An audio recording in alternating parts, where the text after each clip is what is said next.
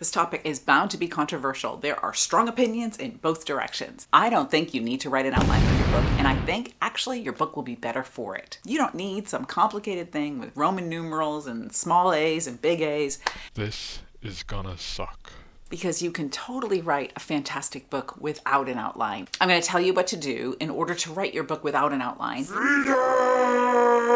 And how you will know what to write next. Plus give you the one tip that totally changed how I write a book and made it so much easier to work without an outline. If you're writing character-based books, an outline can actually be a hindrance because an outline's like a box, right? Like I've got all of these things I have to cover and do in my book. And then you don't necessarily step outside that box in order to have the character create their own problems. No, I'm not, I'm cursing. Character-based books come from the character's problems, and the reader is reading the book not for the plot, not to see if the bad guys get away, but because they care about the character. And when you start from character, you create a slightly different book than when you start from plot. Character-based books are more emotional, they're more connecting, they have more commonality with the reader. Leave me alone! And they create that emotional bond that is so essential to really good fiction. But how do I plot if I don't even have an outline? I have a super easy way, but we'll get to in just a minute. I don't know about you, but I am directionally challenged. You put me on a road and I'm gonna probably end up in the wrong place if I don't have GPS. I'm lost! Where's the light? It just went away. And an outline is an awful lot like that GPS. And I get it. If you want to get from A to B efficiently and without a lot of detours, follow the GPS or follow the outline. The best adventures I've ever had on road trips have been because I went off script and went off the map. Around the leaf? I don't think we can do that. Or I lost my cell signal and had to figure it out on my own. It's the same with your book. When you have these little side trips and little interesting tidbits, it can make it a lot more interesting and layered and make the reader connect with it even more. Have you ever gone on a road trip where you just wanted to explore and see where it goes and not follow the map? That's how you can do that without an outline. But first, you definitely want to do this. A character-based book means you also know those characters inside and out, which means you should probably tackle the character master plan, either mine that's on my website for free or some other one. I didn't say there would be no homework, just that you wouldn't be doing an outline. The character master plan is pretty key to knowing your character, knowing what makes them tick, knowing how they operate. Once you've figured out the character master plan and you know what their deep emotional wounds are, now these are the traumas that they've had as a child or in their past that create their insecurities, their anxieties, their worries, their fears, and ultimately their weaknesses, which we'll get to also in a second. What it gives you, though, is something invaluable.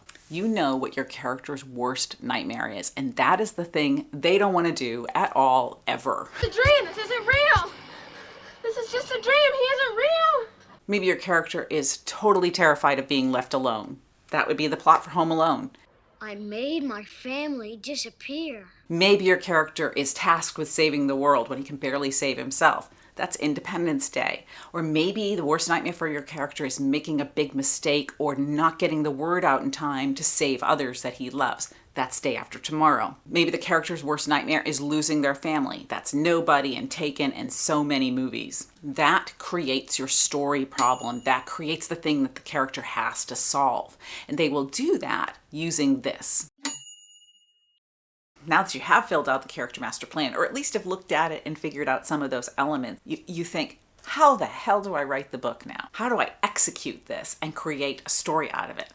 This is where that tip comes into play. Here's the secret you watch till the end for. The character's weaknesses get them into trouble over and over again, but their strengths and skills save the day. Let me explain how that works. Dorothy in The Wizard of Oz, her weakness is impulsiveness. She's a teenager, right? She reacts out of her hormones and her emotions, and so she takes off and she runs away. And that's what puts her in the tornado and in Oz. Shrek's weakness is his inability to relate to other people, and that's what puts him in the place that he's at in the beginning of the movie, where he's all by himself. Deadpool's weakness is his sarcasm and his inability to keep his mouth shut at really critical times, and that puts him in a lot of bad situations. So that's how their weaknesses get them into trouble over and over again. If you analyze the TV shows you watch and the movies you watch and also the books you read, you can see where the character's weaknesses, things that are a result of either DNA or the deep emotional wounds that they have, how that continues to create reactions from them that are self-defeating. It's kind of like when you say, I want to go on a diet and I'm going to avoid all cookies, but then you drive by a crumble cookie, and I don't know if you've had a crumble cookie, chocolate chip cookie. They are completely irresistible. I'm sorry. There is no diet in the world that is better than a crumble chocolate chip cookie. And so you go and have the chocolate chip cookie because you're self-defeating, right? My weakness for chocolate chip cookies puts me in the crumble store instead of avoiding them and, I don't know, losing a pound or whatever. The cookie is way more fun, just trust me. The character's weaknesses create things that are counterproductive to what they actually want. But in the end, they want the goal more than they stay in their comfort zone of these weaknesses that they have. Because in a book, a character has to grow and change and become better from beginning to end. They have to learn a lesson and somehow become a better person.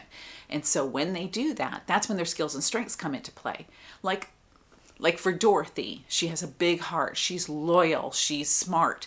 All of those skills that she sees in the Tin Man and the Scarecrow and the Cowardly Lion are skills and strengths that she has herself. And when she uses those at the end with the Wicked Witch and with the Wizard, that's what gets her wish of going back home. With Shrek, his loyalty, his commitment to his friends, his bravery are what ultimately get him Fiona and bring him back to his swamp, but now with friends, so he's not alone. With Deadpool, his sense of right and wrong and need for justice is what ultimately makes him conquer the bad guys and win in the end. So think of it this way. Their weaknesses are at the heart of their reactions, and their skills and strengths are what fuel their actions later in the book. So their weaknesses keep getting them into trouble, their skills and strengths save the day. Just using that can totally transform how your plot works out, because you can see how the character naturally reacts in a certain way and that causes more problems for them.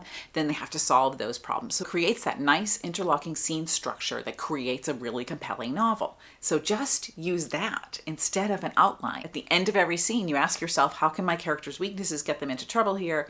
Or how can their skills and strengths save the day? And once the day is saved enough, the book is over because they have conquered everything that they need to. Let me know if you use an outline or you don't and how that works for you. Or if you decide to just go off into the wilderness and write without an outline, let me know how that works out. I really love the freedom that it gives me and how I can just create whatever works for me and for the book and for the characters especially. And I think it builds a closer relationship between me and the character. If you have a question, drop it down below. I appreciate you watching, and I'll see you on the other side of the page.